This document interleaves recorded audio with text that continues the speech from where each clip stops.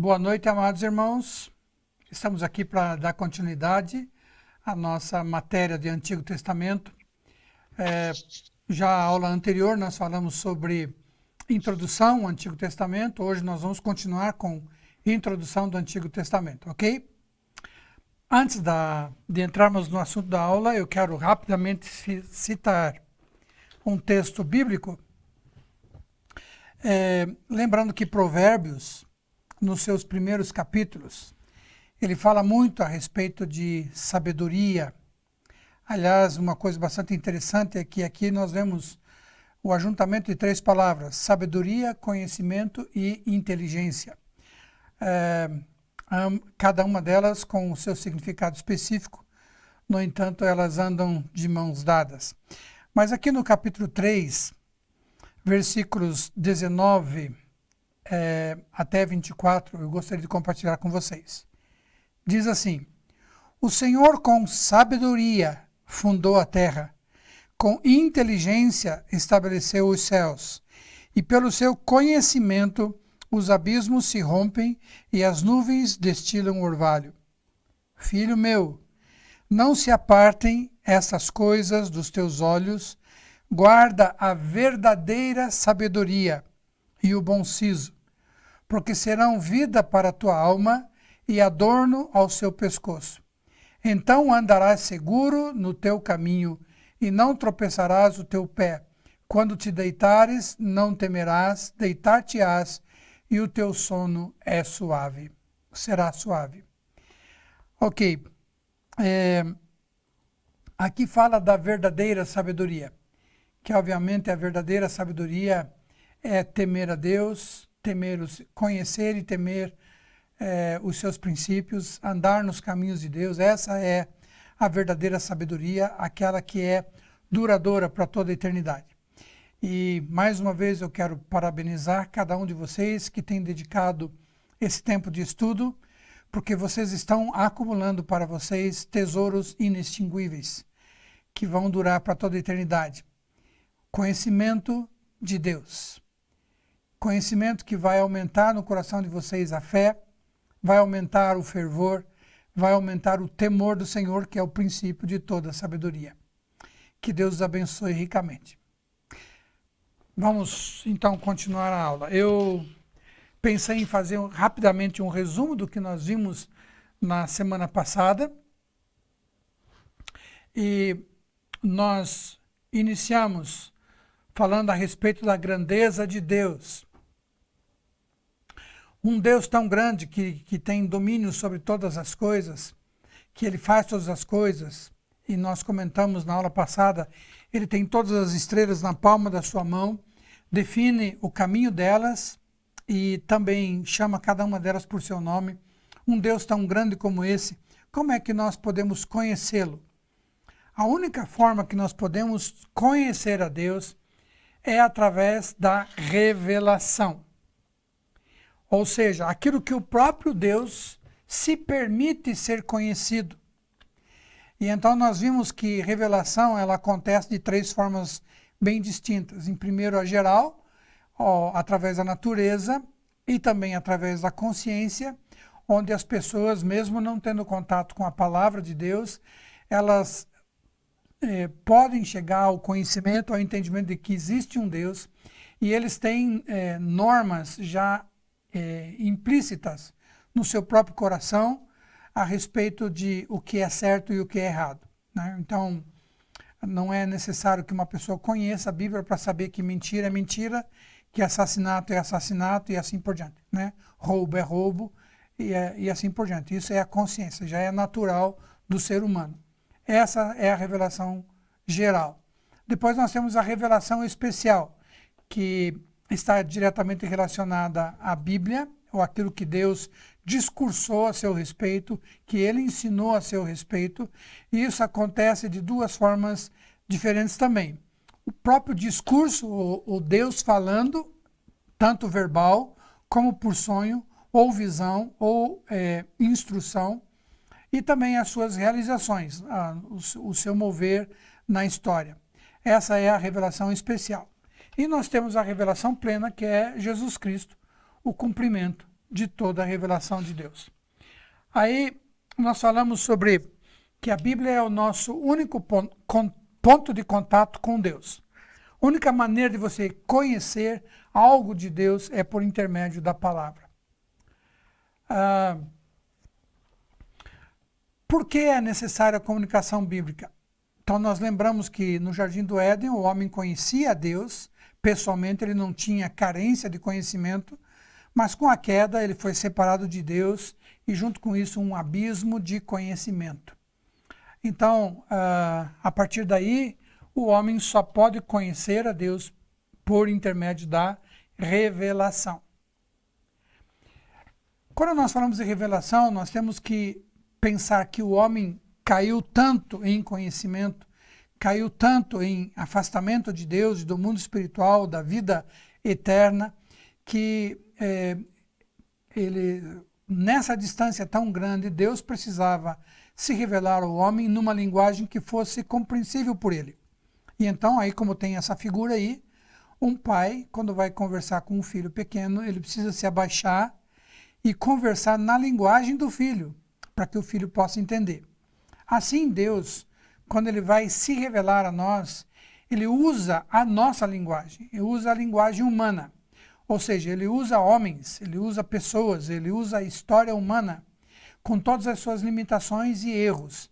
Lembra que nós comentamos sobre o fato de que a Bíblia contém erros quando se trata de linguagem humana, mas nunca, jamais contém erro na revelação, aquilo que Deus quis transmitir.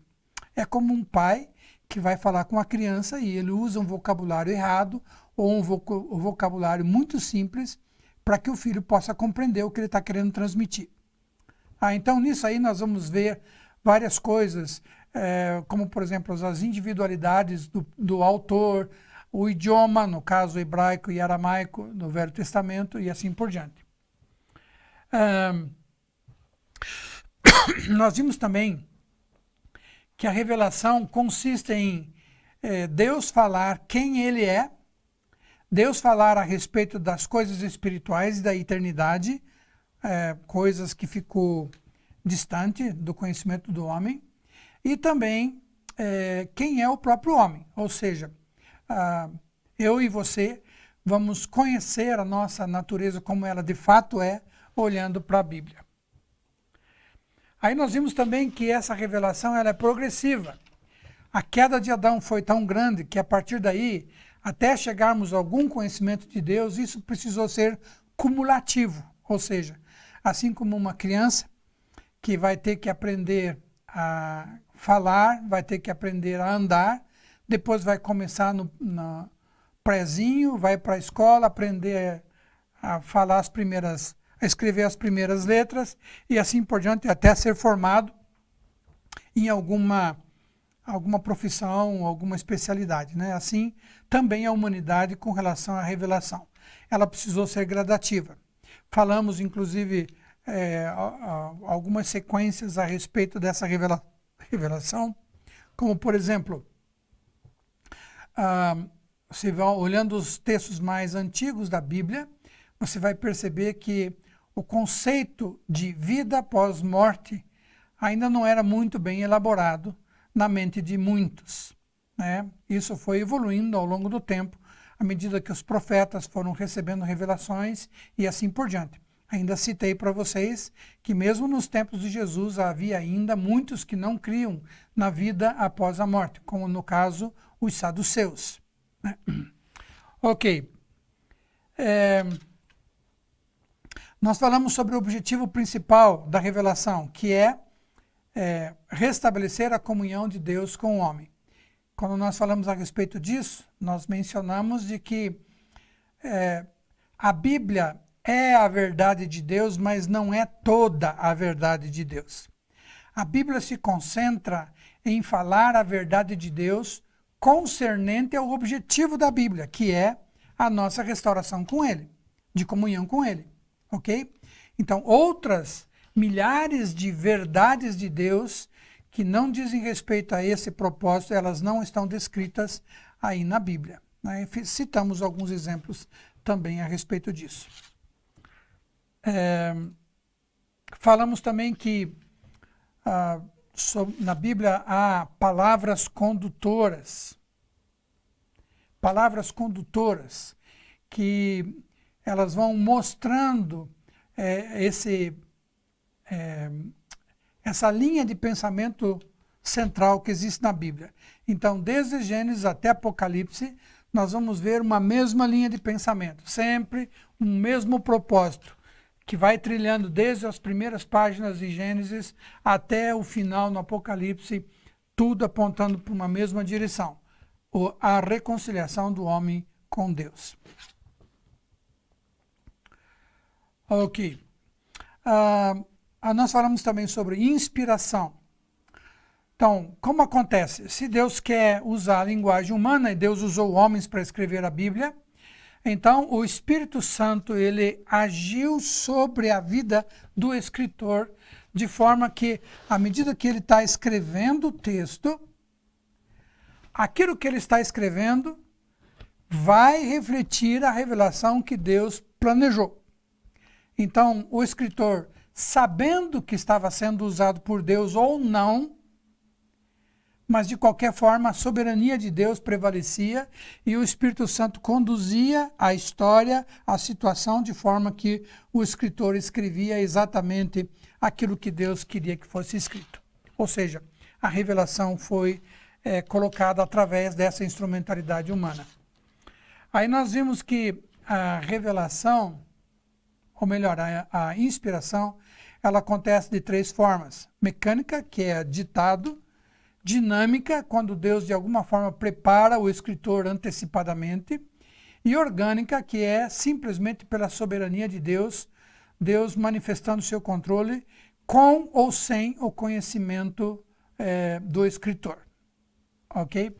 Citamos inclusive um exemplo, que foi quando Moisés escreveu a história de José. Moisés não fazia a mínima ideia de que a vida de José seria uma figura exata da vida do nosso Senhor Jesus Cristo, né? E também citamos que nem mesmo o José jamais imaginava que o que acontecia com ele seria um sinal, uma figura de Jesus, né? Isso mostra a soberania de Deus. Pessoalmente, eu gosto muito de pensar sobre isso, porque me dá uma segurança tão grande em pensar que o nosso Deus não perde o controle de nada, né? Nós olhamos para esse mundo cheio de bagunça, essa guerra lá na Ucrânia, tanta coisa ruim acontecendo, e às vezes a gente pergunta, o que aconteceu? Só um segundo aqui.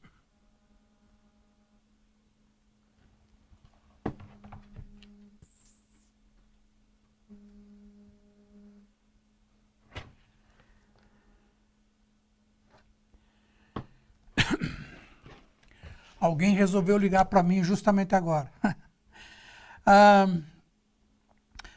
Deus tem o controle sobre todas as coisas e por mais que a gente imagine que está tudo caindo ao nosso redor, mas na verdade Deus não perdeu o controle de nada. Ele está absolutamente no controle de tudo.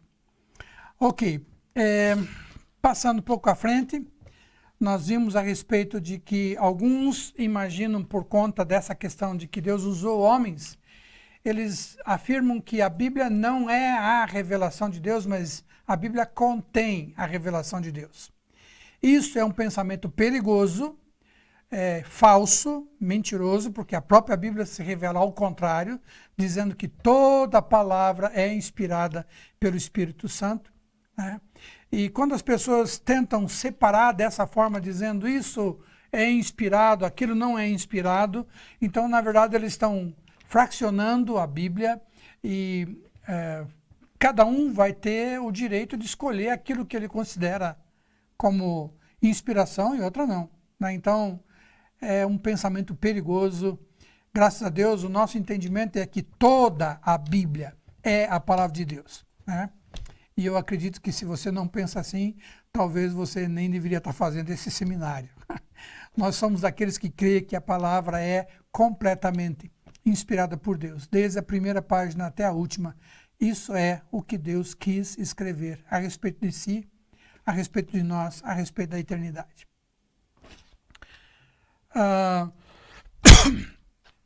Depois nós falamos também sobre a iluminação. A iluminação é, da mesma forma, ação do Espírito Santo, só que não no escritor, mas no leitor. Então, do mesmo jeito que quando o escritor escreveu e Deus colocou na sua palavra a sua revelação, esta revelação, ela precisa vir até a mente do leitor. E isso acontece por intermédio da iluminação. É quando os olhos são desvendados e a gente pode, então, descobrir aquelas coisas que Deus quis escrever na sua palavra. Também citamos alguns exemplos a respeito disso. Depois nós comentamos o fato de que Jesus e a palavra são a mesma coisa, lembrando de João capítulo 1, onde inicia dizendo assim, no princípio era o verbo, e o verbo estava com Deus, e o verbo era Deus. E o verbo se fez carne e habitou entre nós. Então há muitos outros contextos de textos que deixam bem clara essa ligação entre Jesus e a palavra e Jesus, ok? Eu resumo da seguinte forma: você quer olhar para Jesus? Abra sua Bíblia.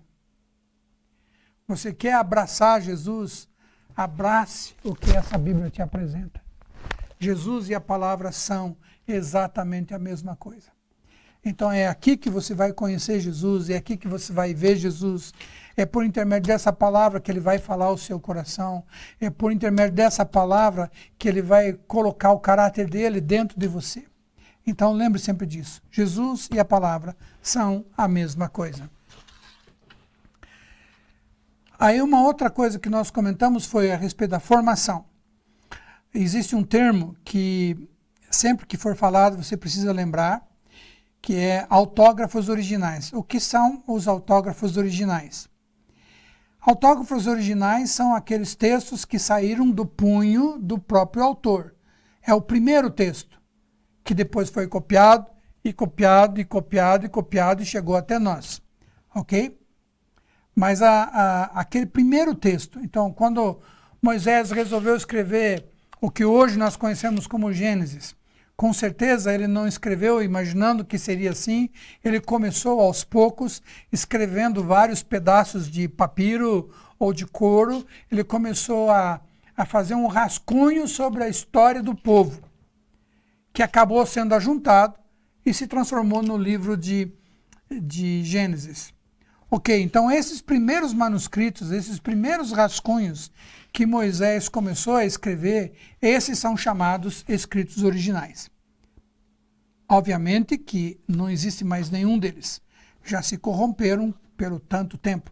Eu acredito que até os primeiros registros de Moisés, nos próprios 40 anos que se passaram no deserto, alguns deles já tinham se corrompido e já eram necessários ter cópias. Então, no final dos 40 anos, quando Josué assume no lugar de Moisés, provavelmente o que ele tinha em mãos já não era mais os originais, eram já cópias. Ok? Então, isso são autógrafos originais.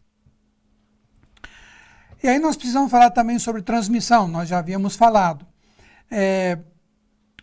Não havia imprensa e muito menos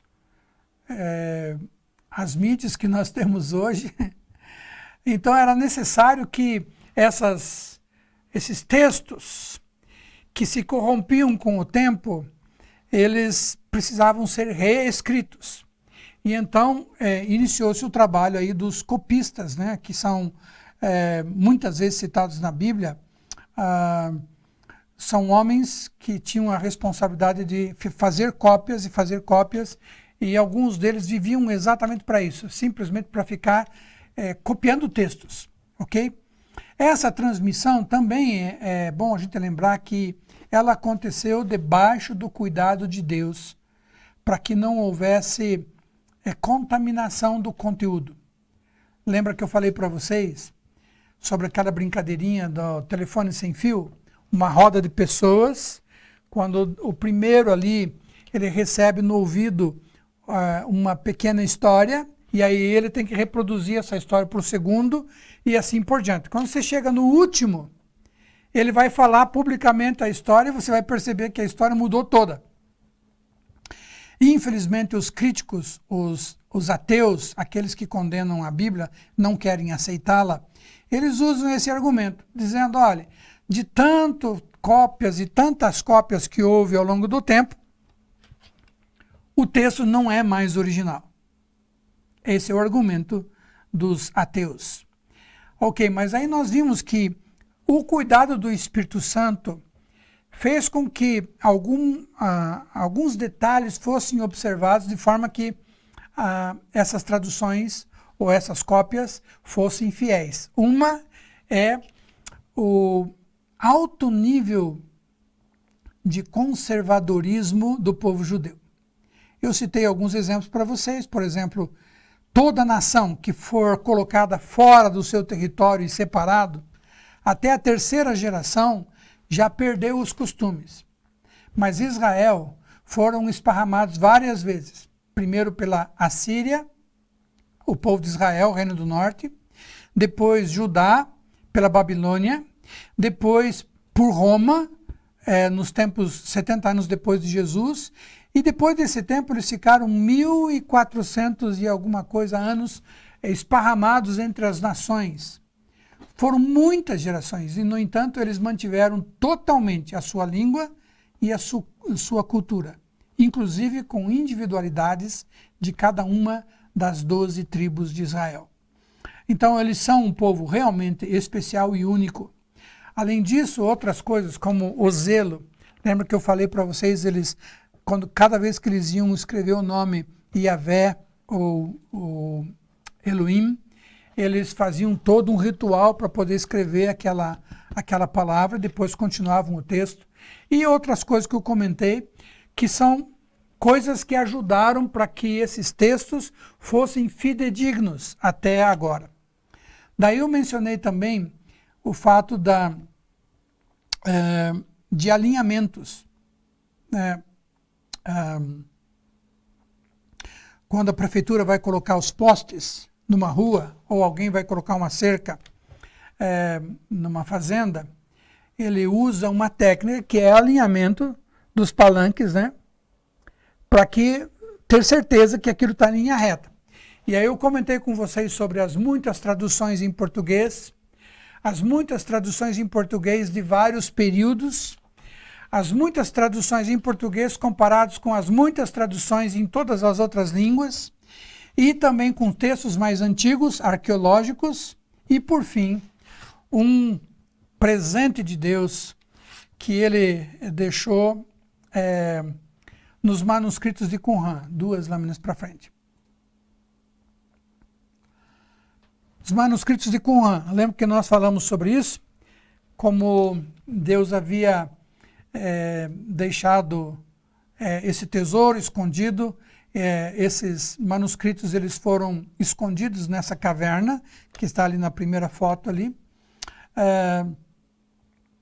E quando os judeus voltaram para o território de Israel, eles encontraram, mais ou menos em 1950, aí por aí mais ou menos, e aí nesses vasos de barro foram encontrados textos completos de livros do Velho Testamento, inclusive o livro de Isaías inteirinho. Eu gosto muito desse fato porque o livro de Isaías foi um dos livros mais criticados pela crítica, mais atacados pela crítica.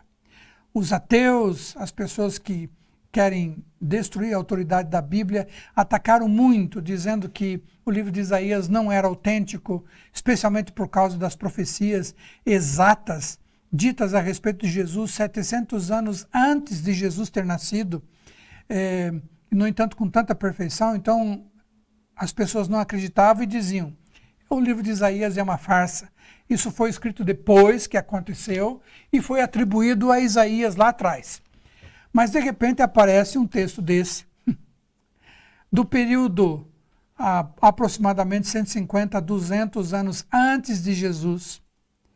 E um dos textos completinho, o livro de Isaías, que coincidentemente é exatamente o mesmo texto que você tem aí na sua Bíblia. Então, quando nós olhamos essas referências, nós podemos ter uma segurança de que não houve deterioração da mensagem na questão de transmissão. Lembrando que o mesmo Espírito que inspirou os escritores é o mesmo Espírito que também ilumina o leitor, e entre o escritor e o leitor é o mesmo Espírito que cuidou da transmissão, né? Citamos, volta uma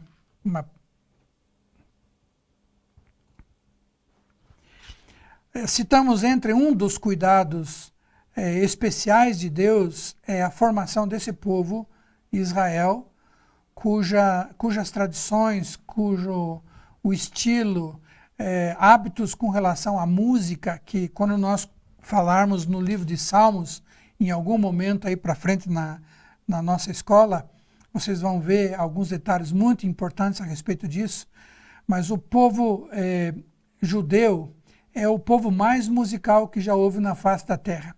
É só você olhar os grandes músicos, Bach, Beethoven, Brahms, enfim, todos os famosos músicos, todos eles são judeus. Ok? E a música tem um papel muito importante na conservação da cultura. Enfim, esse povo é um povo que Deus preparou exatamente para gerar a revelação que Deus queria, fazer a manutenção e também chegar até nós. Aquilo que Deus intencionou nos trazer como revelação. Ok. Vamos agora começar falando um pouco sobre o texto bíblico. Primeiro eu quero falar rapidamente sobre essa ciência chamada criticismo bíblico. Eu acabei de falar, por exemplo, que o livro de Isaías foi um livro em especial atacado pelos críticos. Isso tem a ver com essa ciência, criticismo bíblico, que é uma ciência que estuda, analisa tanto a formação como a transmissão dos textos bíblicos e toda a origem até como chegou a nós. Também investiga estilo literário, vocábulos, lógica de cronologia e, enfim, comparações de textos paralelos, enfim, essa ciência estuda isso. Tá?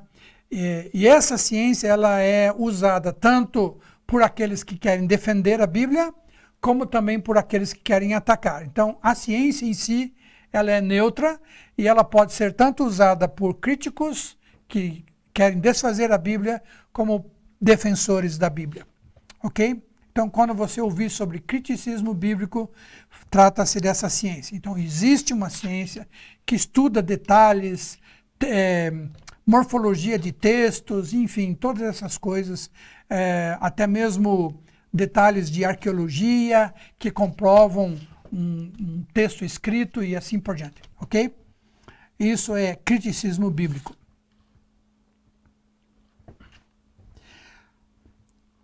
Cânon bíblico é um texto, um termo usado para definir esse conjunto de livros que nós consideramos sagrados. Então, a palavra cânon, ele tem a ver com um termo em grego que se refere a uma vara de medir, é como se fosse um metro, que você usa como referência de medida. Tá? Esse termo ele tem sido usado para identificar quais são os livros que são considerados divinos, ou que são considerados revelação de Deus, que tem autoridade divina. Na verdade, a ação de ajuntamento desses livros também aconteceu de forma sobrenatural. Não houve um mecanismo humano que gerasse isso. Houve sim, em alguns momentos, pelos críticos, a tentativa de desfazer de esse ou aquele texto. Por exemplo, houve uma época onde o livro de Cantares, ele foi tentaram tirar ele da Bíblia, dizendo que é um livro que não tem nada a ver, um livro muito sensual, um livro que não menciona Deus nenhuma vez sequer e fala só de uma paixão de um homem e uma mulher, né? E por conta disso, os críticos quase que tiraram o livro de Cantares na Bíblia. Mas nós vamos ver o valor do seu significado quando nós chegarmos a estudar o livro de Cantares também, ok? Graças a Deus que não conseguiram, porque é um livro especial, especialmente para mostrar a profundidade do amor de Deus para com seu povo.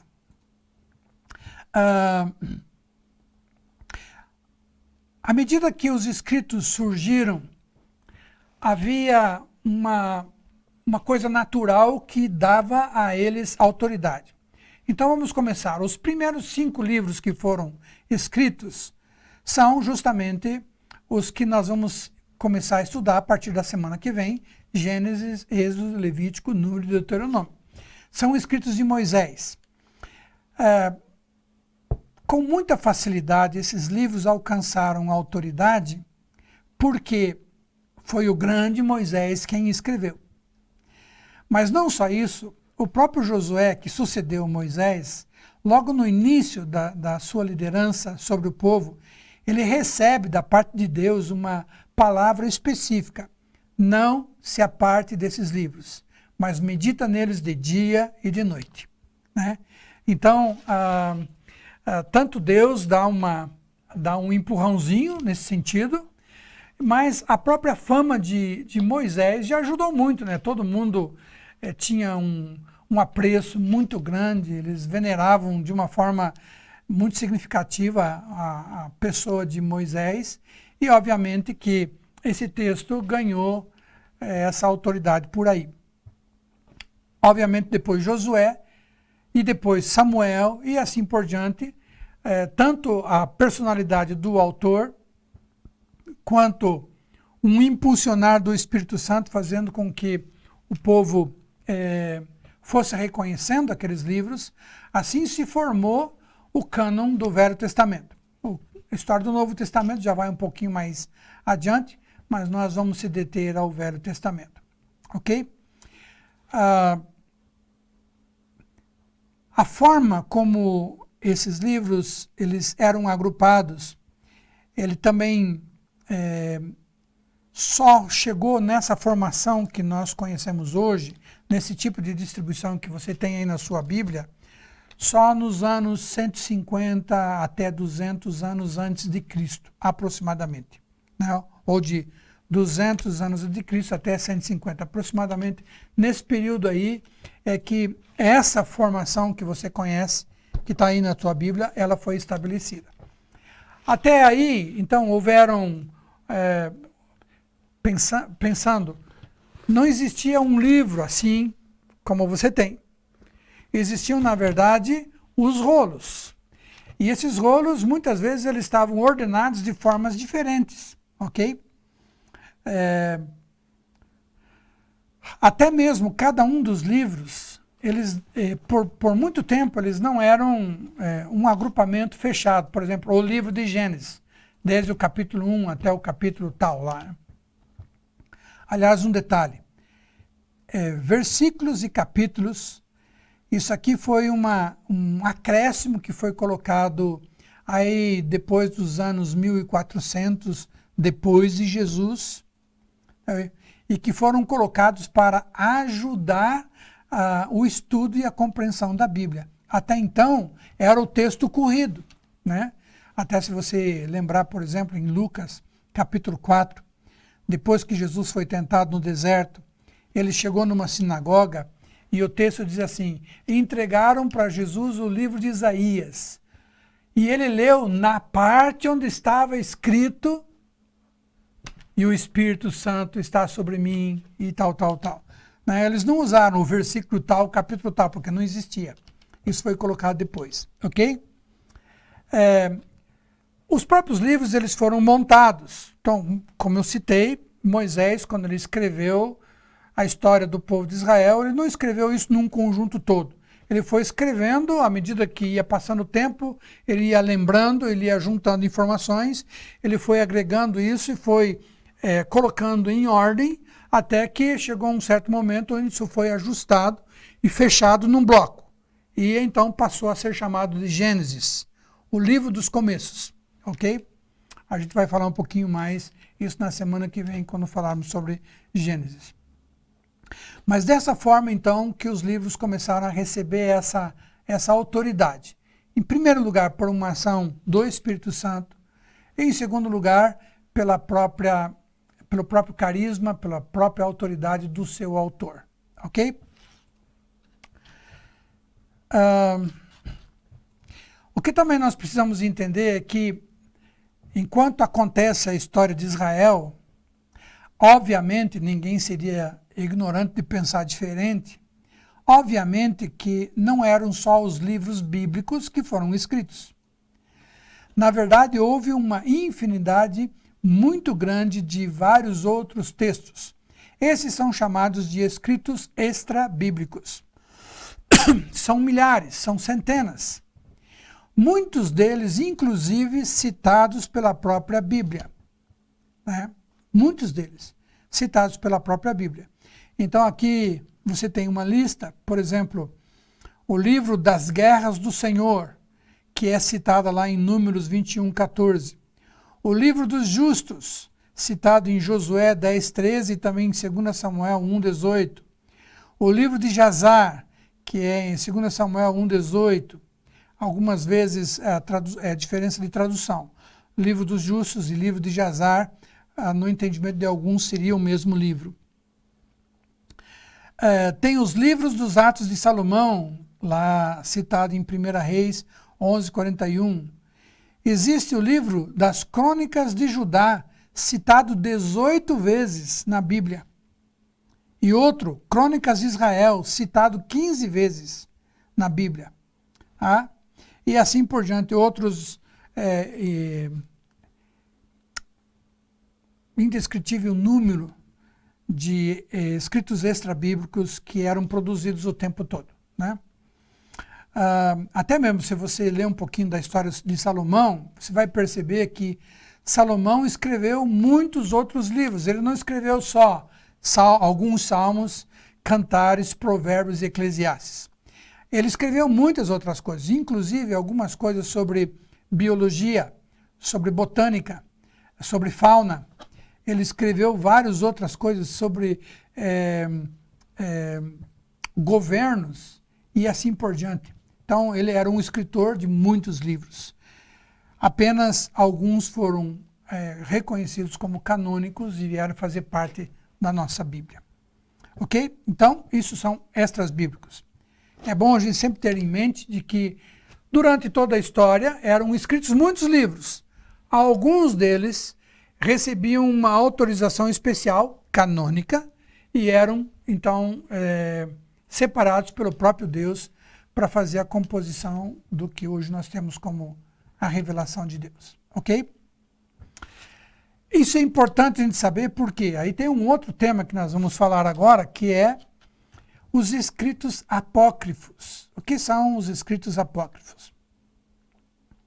Você sabe que se você pegar a Bíblia católica, existe ali um número maior de livros do que nós temos na nossa Bíblia evangélica. Né? A nossa Bíblia evangélica é a mesma judaica. A Bíblia judaica e a Bíblia evangélica, elas são iguais. No que diz respeito ao Velho Testamento, né? Porque os judeus eles não reconhecem o Novo Testamento, ok? Pelo menos os judeus não crentes. Né?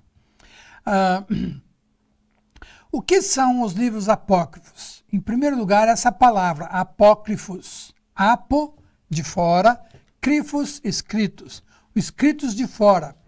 Ou seja, é um termo que revela um ambiente oculto, um ambiente um ambiente pejorativo, que inclusive era usado pelos pais da igreja, como Jerônimo, do século V, e outras, enfim, que eles declaravam que esses livros eles não tinham a autoridade canônica. Eles eram livros escritos de fora. Eles eram livros ocultos. Como que apareceram esses livros? Então, isso nós precisamos aí um rápido conhecimento. No período interbíblico, ou toda vez que falar de período interbíblico, nós estamos falando dos 400 anos antes de Jesus. Depois de Ageu, Zacarias e Malaquias. Com Malaquias é cessado o Velho Testamento, o Antigo Testamento, e aí então há um período chamado de silêncio bíblico, onde Deus não fala, ele não traz mais nenhuma revelação, até que começa o Novo Testamento, lá com o nascimento de João Batista, e daí a história de Jesus, e então começa o Novo Testamento. Então existe um período de 400 anos. No meio desse período, mais ou menos aí 180 anos aproximadamente, existe o surgimento do Império Romano. E o Império Romano dominou toda a região, e ele estabeleceu que a língua grega seria a língua universal. Então, o que eles fizeram? Eles obrigavam que em todos os países, em todas as nações, os livros mais especiais, a cultura daquele povo deveria ser traduzido também para o grego. Então, da parte do Império Romano, foi estabelecido que na cidade de Alexandria, um grupo de homens, 70 homens, eles ficaram com a responsabilidade de traduzir todo o Velho Testamento, desde Gênesis até Zacarias, para o grego. Essa tradução é chamada de a Septuaginta, por causa dos 70 homens que a traduziram. Tá? Então, essa foi a tradução que mais tarde ela foi reconhecida pela Igreja Católica Apostólica Romana. Uma vez que a Igreja Católica Apostólica Romana ela era associada com o governo romano, e como o governo romano tinha dado essa ordem que tudo tinha que ser em grego, obviamente que eles adotaram essa tradução da Septuaginta, feita por esses 70 homens na cidade de Alexandria. Essa tradução também pode ser chamada de tradução alexandrina, pelo fato de ter sido traduzida aí nessa cidade. Ok.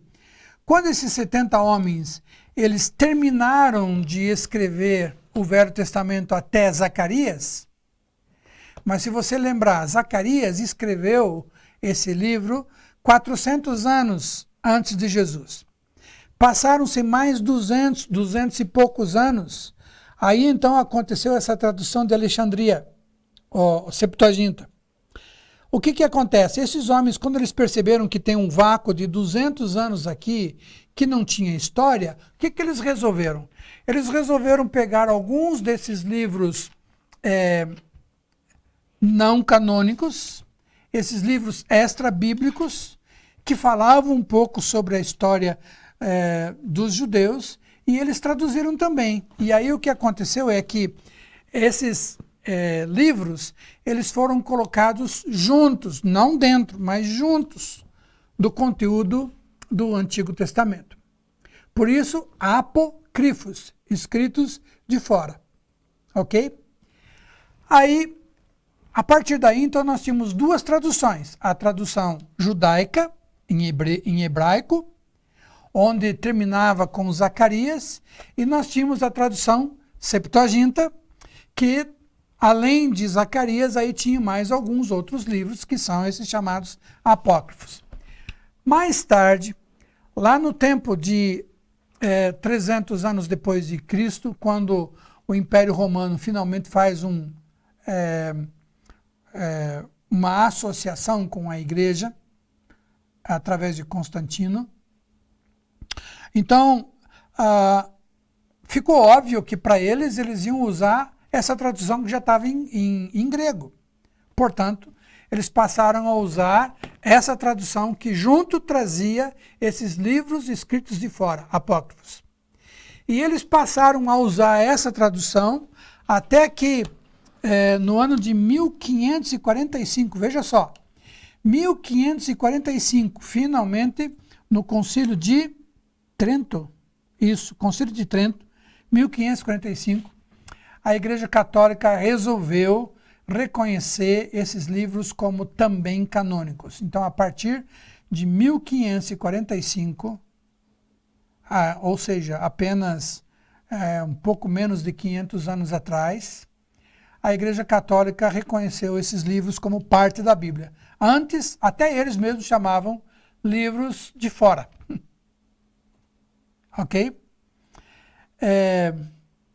Eles nunca foram reconhecidos pelo meio evangélico, eles nunca foram reconhecidos pelos judeus, e eles não têm autoridade bíblica. Muito pelo contrário, se vocês olharem aqui agora a lista desses livros, a próxima.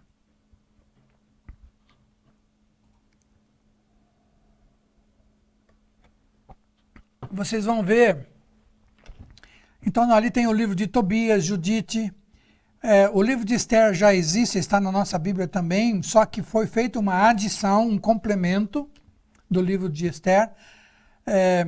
Tem o livro 1º e 2º Macabeus, o livro de Sabedorias, que não tem nada a ver com Provérbios, e também Eclesiástico, que não tem nada a ver com Eclesiastes, o livro de Baruque, Epístola de Jeremias, Daniel também tem alguns acréscimos, alguns adendos que foram colocados no livro de Daniel, e a oração de Manassés. Tudo isso aí são os livros apócrifos, ok?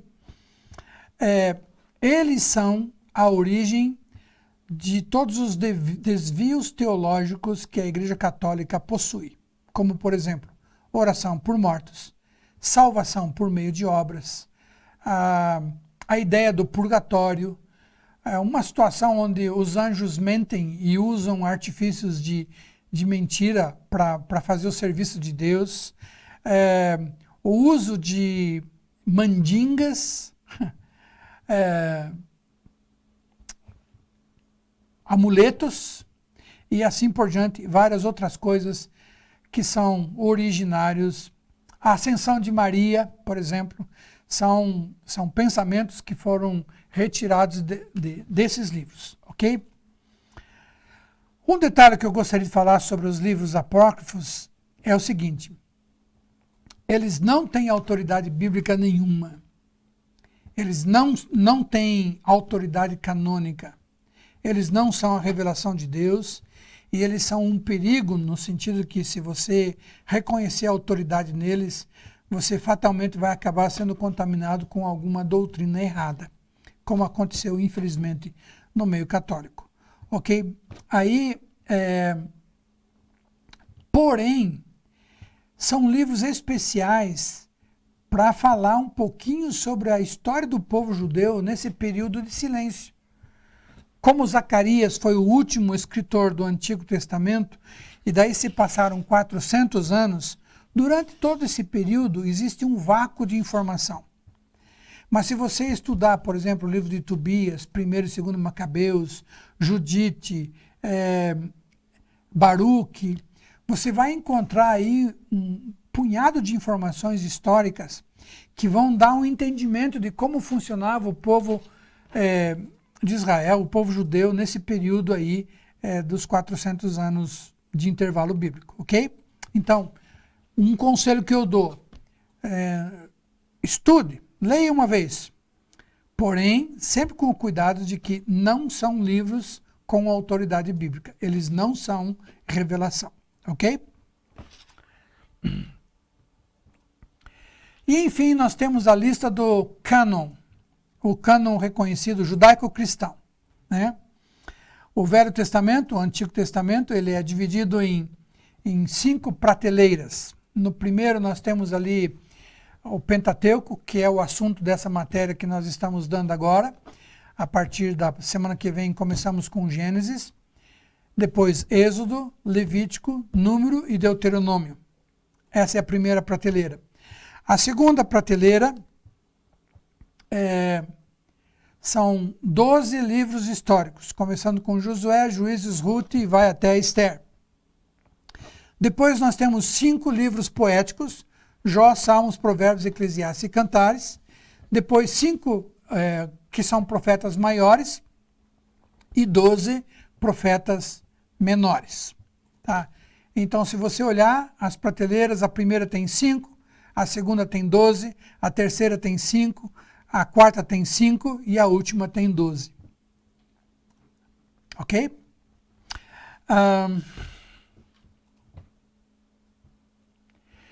Sobre princípios de interpretação bíblica, vocês vão ter em algum momento aí, nesse curso, alguma matéria a respeito de interpretação bíblica. Eu, porém, aqui eu quero deixar rapidamente algumas lembranças de que nós precisamos lembrar quando nós vamos ter contato com a palavra de Deus. Alguns cuidados essenciais, ok? Então, rapidamente. Nós precisamos lembrar que a Bíblia, ela foi escrita por homens, inspirada pelo Espírito Santo, mas escrita por homens. Por isso, nós temos que entender sempre essa verdade que nós já repetimos várias vezes. Dentro da instrumentalidade humana, os textos podem ter erros. Eles contêm erros, porque eles estão no nível do nosso vocabulário. Falível. Mas a revelação, aquilo que Deus quis transmitir, essa é perfeita, imutável e intocável. Né? Nós precisamos lembrar que, pela inspiração, o escritor manifesta os desígnios que Deus desejou revelar a nós. Na transmissão, esse mesmo Espírito, ele cuidou de todos os detalhes para que houvesse saúde na transmissão até que chegasse a nós. E hoje, pela iluminação, o mesmo Espírito, quando nós abrimos a Bíblia, o mesmo Espírito arranca dessas páginas a revelação e traz até a nossa mente e coração, ok? Esses princípios são importantes. Alguns outros. Considerar, como já falamos, a inerrância das Escrituras, no que diz respeito à revelação. A Bíblia é perfeita, não há erro. Aliás, uma coisa fantástica. Imagine, queridos, a Bíblia foi escrita num intervalo de quase 2000 anos. Quase 2000 anos, desde Jó até João, no Apocalipse. Tá? E você pode imaginar aí aproximadamente 40 autores, com culturas totalmente diferentes, classes sociais totalmente diferentes, regiões e situações de vida do povo totalmente diferentes, desde o deserto, a conquista de Canaã, cativeiro na Babilônia, desterro de Israel, enfim, Novo Testamento pelo domínio de Roma, e, no entanto, tudo isso aí numa perfeita harmonia e sincronização que nem a humanidade hoje, com toda a tecnologia que nós temos, seria capaz de promover um livro tão perfeito como esse, a nível de revelação. A nível de instrumentalidade, sim, nós vamos encontrar erros. Nós precisamos também considerar a dependência do Espírito Santo. Se o Espírito Santo é que trouxe essa revelação através da inspiração, o Espírito Santo cuidou na transmissão e o Espírito Santo é que traz a iluminação, toda vez que você lê a Bíblia, você tem que lembrar disso. E você precisa pedir que o Espírito Santo te acompanhe toda vez que você lê a Bíblia. Na verdade, toda vez que você for ao culto, ouvir uma mensagem, não ouça o pastor, ouça o que o Espírito Santo vai te ensinar. Toda vez que você vier para assistir uma aula como essa, não ouça o professor, mas ouça o que o Espírito Santo vai te trazer. Então, o Espírito Santo é aquele que traz de fato a revelação até o nosso entendimento, ok? Então, dependência do Espírito Santo. Precisa ser considerado o contexto histórico, cultural e geográfico. Aqui eu vou fazer isso bem rápido. Eu gosto de citar, por exemplo, no Novo Testamento, 1 Coríntios capítulo 11, apóstolo Paulo, quando escreve a respeito de autoridades, níveis de autoridades, ele fala dentro da cultura que ele está inserido. E ele fala a respeito de cabelo comprido, que é um contexto cultural da época. Mas os leitores dos dias de hoje fazem uma confusão e puxam para como se fosse uma verdade que eles precisam defender. Então nós temos aí algumas linhas doutrinárias que dizem que a mulher não pode cortar cabelo, etc e tal. Tudo, na verdade, é uma interpretação sem o cuidado de peneirar isso conforme a cultura da época em que foi escrito. Também considerar a composição gráfica. O mínimo que você precisa ter é o básico de entendimento da própria língua que você está lendo o texto, né? Então, uma brincadeirinha que é fácil se entender, né? Então, um pregador vai pregar sobre quando o apóstolo Paulo fala que a lei é o aio que nos servia enquanto nós ainda estávamos infantes. Aí o camarada vai interpretar o que é aio. Aio é o tempero que a gente coloca no feijão, né? Óbvio que não tem nada a ver, é outra coisa. Mas o simples entendimento, às vezes uma vírgula fora do lugar, muda totalmente o sentido das coisas. Então é muito importante se deter ao que o texto realmente está dizendo, ok? Considerar princípios de hermenêutica. Provavelmente você já teve ou ainda vai ter alguma aula sobre hermenêutica. E então aí existem várias regrinhas que você precisa observar para interpretar bem a palavra de Deus. São cuidados importantes que ajudam a sua compreensão. Eu queria também falar uma outra coisa que não está na sua apostila. Inclusive eu vou pedir aí que os administradores desse curso depois disponibilizem para vocês esse material que está aqui em PowerPoint, tanto para vocês poderem acrescentar aos estudos de vocês, como também esses adicionais aqui que não estão na apostila de vocês. Primeiro eu gostaria de falar sobre 3 conceitos da palavra palavra. Quando nós falamos palavra de Deus, Jesus é o verbo. Quando nós usamos esse termo palavra, nós precisamos entender uma coisa. Quando nós falamos de línguas originais, às vezes acontece que na língua original existem termos mais específicos. Por exemplo, essa palavra que nós usamos, P-A-L-A-V-R-A, palavra, na verdade em grego existem 3 termos diferentes. Existe o termo grafo, que é traduzido por palavra. Temos o termo logos, que também é traduzido por palavra. E temos o termo rema, que também é traduzido por palavra. Ok? Nós precisamos entender um pouquinho isso porque nos ajuda bastante. Primeiro, grafo é a palavra escrita, ou seja, é a tinta no papel. É o conceito literal. Quando você pega a tua Bíblia na mão e você folheia, então você vê todas essas páginas brancas cheias de sinaizinhos em preto, as letras, isso aqui é o grafo, tá? Aquilo que está imprimido, está escrito, tá? A Bíblia diz que Jesus é a palavra, tá? Jesus é o grafo da palavra. Logos é o conceito significativo.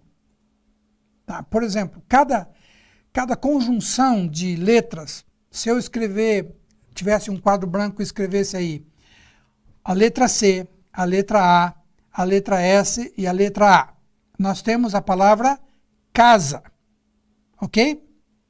Se você olha essas 4 letras no papel ou então num quadro, isso aí é grafo, é o que está escrito. Só que cada palavra escrita, ela tem um significado. Então, quando você olha para a palavra casa, o que você vai pensar? Vai pensar numa construção. Se você mora em prédio, vai ser um apartamento. Se você mora numa casa, vai ser uma casa com telhado, porta, janela e assim por diante. Ok? Isso é casa. Se você está lá no Polo Norte, você vai pensar talvez no iglu, né? Se você está na Mongólia, vai ser uma ger e assim por diante. Então, esse é o conceito de casa, certo? A palavra escrita transmite uma ideia. Essa ideia é o Logos. Então, se aqui nós temos a palavra de Deus, o Logos da palavra é o que eu já falei, Jesus Cristo. Né? Jesus e a palavra são a mesma coisa. Com isso, nós chegamos ao entendimento de que tudo o que está escrito aqui foi escrito para revelar a pessoa de Jesus. Tá? Desde a primeira palavra até a última, eu citei, por exemplo, a história de José. Quem poderia imaginar, talvez você não tinha esse entendimento de que José é uma figura de Jesus. Tá. E aí nós temos a palavra rema. O que é a palavra rema? A rema é o conceito aplicado. Ali está repetido significativo, não é significativo, é aplicado. É o conceito aplicado. Isso tem a ver com o que envolve você. Então, no caso da palavra casa, quando nós falamos de rema, eu não estou falando de qualquer casa.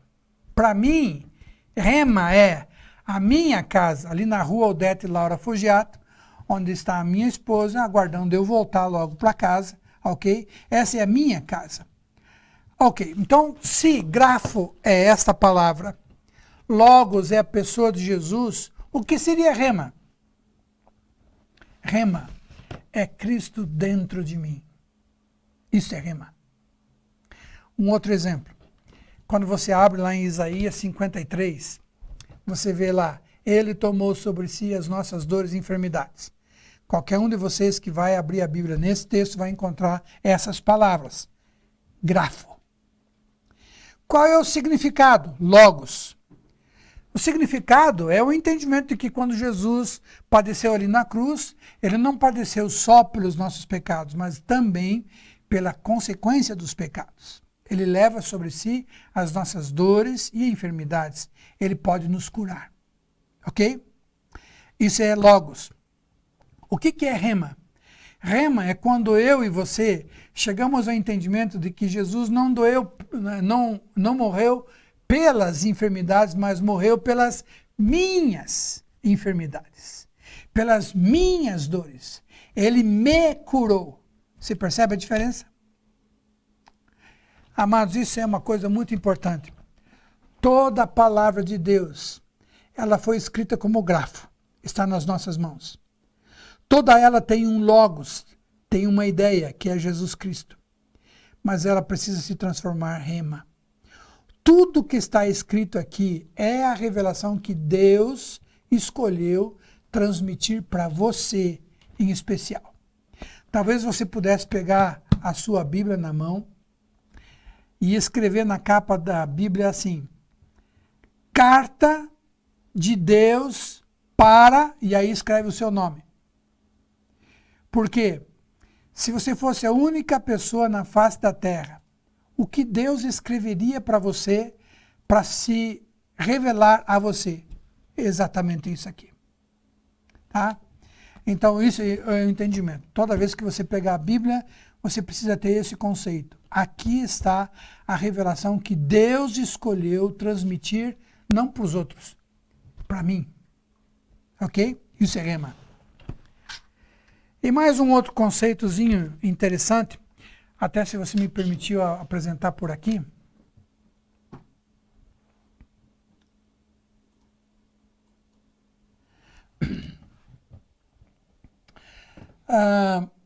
A Bíblia, eu já havia mencionado isso na semana passada. A Bíblia, ela nos fala por 7 linguagens diferentes, que pelo menos eu consigo identificar. Ok? 7 palavras. Aliás, interessante que 7 significa perfeição, né? Então, a primeira forma é relacionados ao grafo, ou seja, aquilo que está escrito, tá? Aqui nós temos 2 formas de linguagem. A forma literal, ou seja, exatamente aquilo que está escrito. Por exemplo, eu abri aqui ocasionalmente em Ezequiel 18. Versículo 1. Veio a mim a palavra do Senhor dizendo, Cada um que vocês abrirem, vocês vão ler exatamente a mesma coisa. Essa é a linguagem literal, é o que está ali no papel, tá? Aí nós temos uma linguagem histórica. Por que linguagem histórica? É interessante você observar que a Bíblia, ele é um alinhador histórico sobre toda a humanidade. Eu quero tentar mostrar para vocês ainda hoje, na sequência da aula, como o povo de Deus influenciou a história de toda a humanidade. Os grandes impérios que já existiram sobre a Terra, todos eles tiveram a influência do povo de Israel em algum momento. É um negócio muito interessante de observar isso. E quando você vai estudar o povo do Egito, né, está lá a história de Israel. Quando você vai estudar os sírios, está lá Israel. Quando você vai estudar a Assíria e assim por diante, está lá. Então existe uma linguagem histórica. Quando você vai estudar qualquer povo da face da terra, das nações mais civilizadas, as nações mais antigas, você estuda a Bíblia para ajudar ao estudo daquele povo, porque está lá a história, ok? Essas duas têm a ver com grafo, aquilo que está escrito. Aí nós passamos para logos, ou seja, a ideia que tudo isso aí tem. Qual é a mensagem que isso aí tudo tem? Em primeiro lugar, nós temos uma linguagem moral. A Bíblia é um livro que ensina ética, ensina moral. Uma pessoa não precisa nem ser convertida, mas se ela estudar a Bíblia e levar ela a sério, certamente essa pessoa será uma pessoa moralmente mais elaborada, mais edificada. Porque a Bíblia é um livro moral. Depois nós temos a língua profética. Aliás, a língua profética é tremenda na Bíblia, porque tudo na Bíblia tem linguagem profética. Acabei de citar para vocês que a história de José profetizou sobre Jesus. Eu citei para vocês na aula passada que Israel, quando foi liberta do Egito, passou pelo Mar Vermelho e entrou no deserto, é uma figura de cada um de nós. Nós também fomos retirados da escravidão do pecado, passamos pelo batismo e entramos agora num caminho até conquistarmos a Canaã, a terra prometida. É linguagem profética. E nós temos muitos textos que são diretamente, claramente proféticos. Alguns deles, como por exemplo Joel. Joel é uma profecia que se cumpre em 3 tempos distintos. Por exemplo, quando ele fala da invasão dos gafanhotos. Joel está falando de uma invasão de gafanhotos de verdade, grilos, gafanhotos, que vieram sobre a terra de Israel e consumiram tudo. O próprio Joel viu esses gafanhotos devorando tudo. Só que, ao mesmo tempo, esses gafanhotos representavam a invasão da Assíria contra Israel e a destruição de todo o povo de Israel, o Reino do Norte. Vocês já vão entender um pouquinho mais sobre isso, ok? E ainda essa profecia tem um terceiro cumprimento que vai acontecer na batalha do Armagedon. Então, uma mesma palavra, 3 cumprimentos, ok? Então, a Bíblia é farta, é muito intensa em linguagem profética, tá? A Bíblia também tem uma linguagem figurada, ou seja, na Bíblia, tudo tem um significado a mais. Por exemplo, toda vez que você fala da cor branca, você está falando daquilo que é puro, daquilo que é santo. Toda vez que você fala do ouro, você fala da realeza e fala da santidade. Toda vez que você fala da madeira, você fala da natureza humana. Toda vez que você fala de chifre, você fala de poder e autoridade. Aí a importância do shofar. E, enfim, a cor vermelha simboliza o sangue. A cor púrpura significa realeza. O azul, o celestial. Enfim, nomes de cidade, nomes de rio, nomes de monte, tudo tem significado. E Deus fala por intermédio desse significado dos sinais. Vou citar um exemplo muito clássico e muito fácil de vocês entenderem. Um certo dia, Jesus estava andando com seus discípulos e, de repente, chegou perto dele o Pedrão, Pedrão casca-grossa, né? E ele chegou para Jesus e perguntou, Jesus, até quantas vezes eu devo perdoar meu irmão? E Jesus disse 70 vezes 7.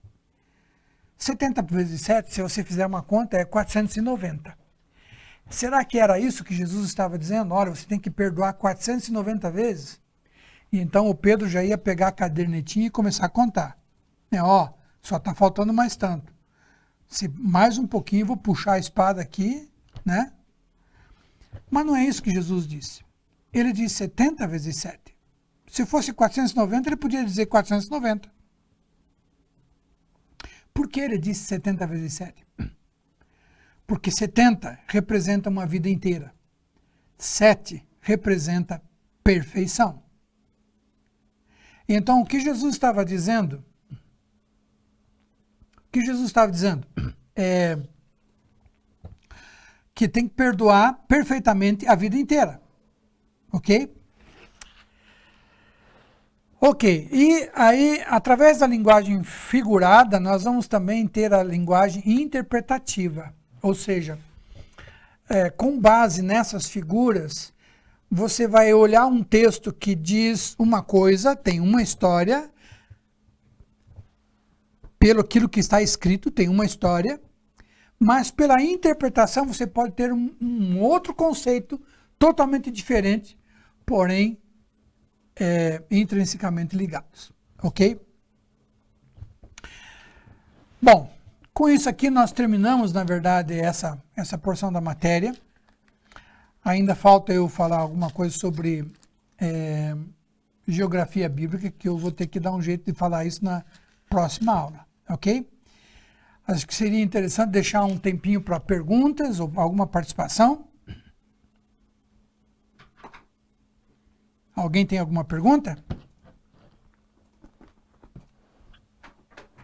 Boa noite, pastor. Não temos nenhuma pergunta, na verdade.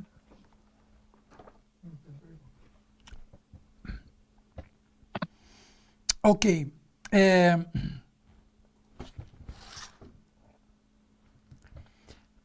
Se me permite, eu vou gastar tem mais 15 minutos. Eu vou dar ainda mais uma introdução sobre a outra matéria.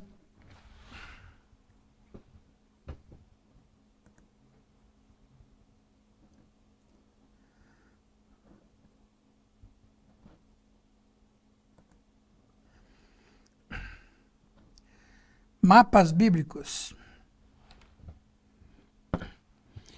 Preciso adiantar um pouquinho para não apertar muita matéria na aula que vem. Como é que eu faço a apresentação aqui?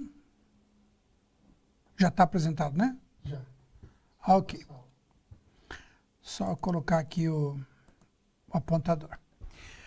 Mapas bíblicos. Eu vou pedir para que vocês tenham esse material, inclusive porque aqui eu faço a indicação de alguns sites onde existem vários mapas bíblicos que podem ajudar vocês. Ok? Mas quando nós falamos de terras bíblicas, nós estamos falando de um agrupamento de terras que está ali naquele círculo vermelho, ok? Bem aí no centro, esse círculo vermelho, que está no sul da Europa, Oriente Médio, aqui a Ásia Menor e o norte da África, ok? Essa é a região das terras bíblicas. Aqui nós vamos encontrar as mais importantes terras da antiguidade: Macedônia, Roma, Grécia, o povo sírio, nós vamos conversar sobre eles bastante, o povo assírio, Medo-Persa, Babilônia, aqui embaixo o Egito, e aqui os caldeus, da onde se originou Abraão. Ele saiu daqui, nós vamos ver um pouquinho mais para frente. Essa mesma região aí é chamada de Fértil Crescente. Aqui nós temos toda a história do início da humanidade. Você deve ter estudado isso, inclusive, na escola secular, né? É chamado Fértil Crescente.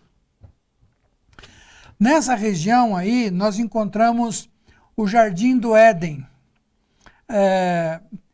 Uma coisa importante a dizer a respeito do Jardim do Éden, porque todas as pessoas procuram, arqueólogos de todos os lugares do mundo, em todas as épocas, procuraram para ver se encontravam algum vestígio de onde era o Jardim do Éden, né?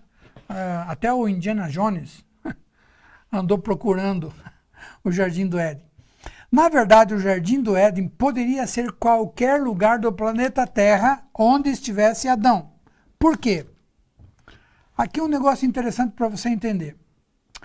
Quando Deus criou o homem, ele criou o homem com eu diria uma dupla personalidade. Não, na verdade, como personalidade, aqui está a alma dele. Aqui está tudo que diz respeito ao meu eu. A minha personalidade, a minha vontade, minhas lembranças, sonho, minha história, meus sentimentos, minhas habilidades, tudo que tem respeito com a minha identidade está aqui no meu eu, na minha alma. Só que a minha alma, ela foi criada para se relacionar no mundo espiritual e por isso ela tem um corpo espiritual. E ela também foi criada para se relacionar com o mundo físico e por isso ela tem um corpo físico. Tá? Quando eu falo de corpo espiritual e corpo físico, você já vai ver uma relação. A Bíblia diz, Jesus falando para Nicodemos, importa-te nascer de novo. Como que eu posso voltar ao ventre da minha mãe? E Jesus responde, quem é nascido da carne é carne, quem é nascido do Espírito é Espírito, ok? Então, na verdade, Deus vive aqui no mundo espiritual. A partir desse mundo espiritual, Deus criou o mundo físico e ele resolveu governar sobre o mundo físico por intermédio de um ser criado à sua imagem e semelhança, o homem. Ele pode habitar no céu e na terra ao mesmo tempo, fazendo um elo de ligação entre Deus e toda a criação. Esse era o projeto de Deus. Mas aí o homem pecou e o seu espírito morreu. Por isso que nós temos que nascer de novo. O espírito morreu. Então, na verdade, em qualquer lugar da face da terra poderia ser paraíso, porque paraíso é onde os céus tocam a terra. Isso é paraíso. Presta atenção. Aonde o céu toca a terra. E de que forma o céu toca a terra? Por intermédio de um homem vivendo em espírito na presença de Deus e manifestando na terra toda a glória desse Deus a quem ele serve. Não é assim que a Bíblia diz? Como as águas cobrem o mar, o conhecimento da sua glória há de encher toda a terra. Quando a gente fala desse texto, a gente fala de que o projeto de Deus era encher toda a terra com a glória dele. Onde que estava a glória dele? Dentro do homem. Então, quando Deus disse, crescei e multiplicai, enchei toda a terra, então esse homem, vivendo em comunhão com Deus e trazendo os céus para a terra, ele se multiplicaria e toda a terra passaria a ser um jardim do Éden. Ok? Então, esse lugar onde Adão estava, ele deixou de ser Éden quando aqui houve uma separação. Quando nós lemos lá a história de que Deus expulsou Adão do Éden e colocou ali um anjo com uma espada de fogo, isso não aconteceu aqui embaixo, isso aconteceu aqui em cima. E aquela ligação entre o mundo espiritual e o mundo físico, onde Deus queria reinar por intermédio do homem, já não existia mais. E aqui houve a queda do ser humano, ok? Mas então, nesse lugar está a história ali do Éden. E aqui também nós temos, na Turquia, o Monte Ararat, em algum lugar onde ficou enroscada ali a Arca de Noé. Tem aqui uma foto de satélite da NASA. O Monte Ararat, ele tem 5.600 metros de altura. Imagine o quanto de água teve nesse lugar aí para deixar a arca em algum lugar preso aí em cima desse monte. Também aqui, nessa mesma região, nós temos aí, quando o povo se juntou para fazer uma torre, e eles queriam alcançar o céu por conta própria. E então Deus vem e faz a confusão das línguas, e nós temos aqui a origem das etnias, das línguas. Nessa região aqui nós temos a caminhada de Abraão. Abraão, ele morava na região de Ur dos Caldeus. Deus o chamou, ele foi até Padã Arã. Ali ele deixou o restante da parentela e seguiu para a Terra Prometida. A Terra Prometida é esse quadradinho verde mais claro, tá? Aí ele deu uma fugidinha para o Egito, Deus mandou ele voltar, e aqui então está a Terra Prometida. Essa Terra Prometida, anos mais tarde, ela foi conquistada pelos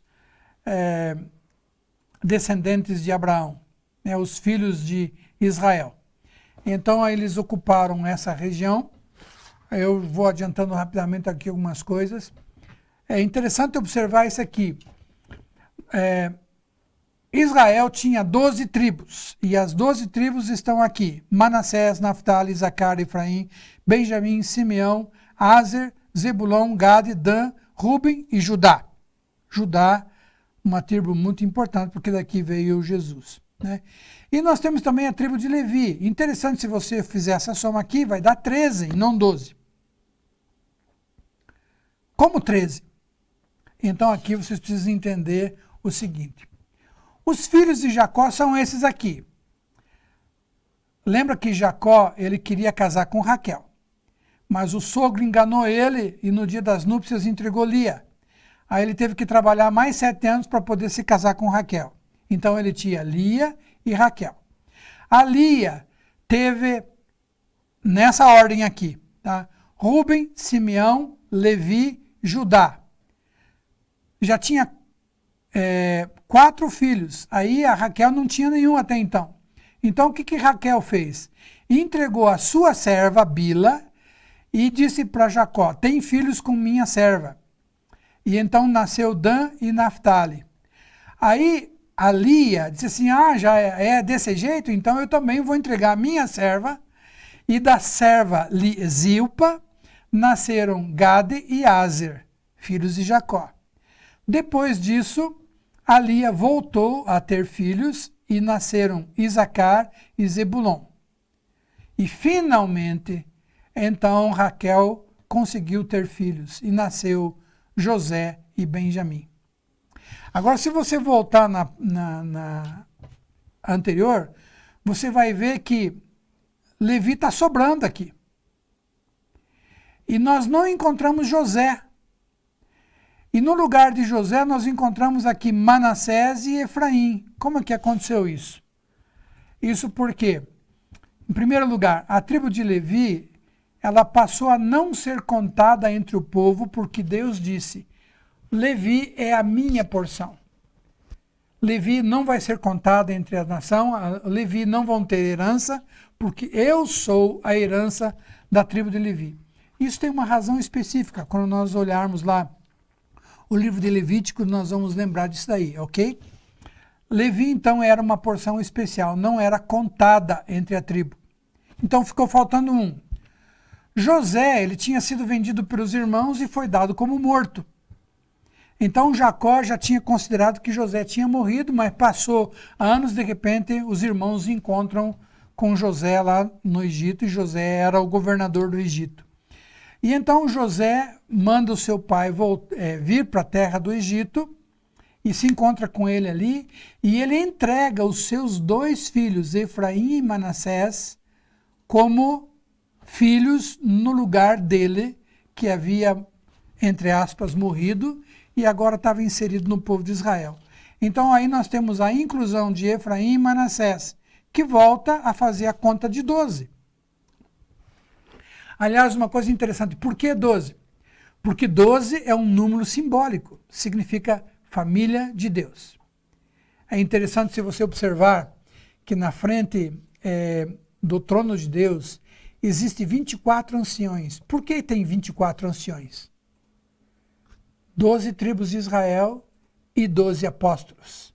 A família de Israel, a família da igreja. Povo de Deus. Queridos, e com isso eu vou encerrar a aula por hoje. Na próxima semana, antes de Gênesis, a gente ainda dá uma passada sobre algumas coisas de geografia, ok? Se tiver perguntas, deixa gravado que a gente tenta responder. Um abraço.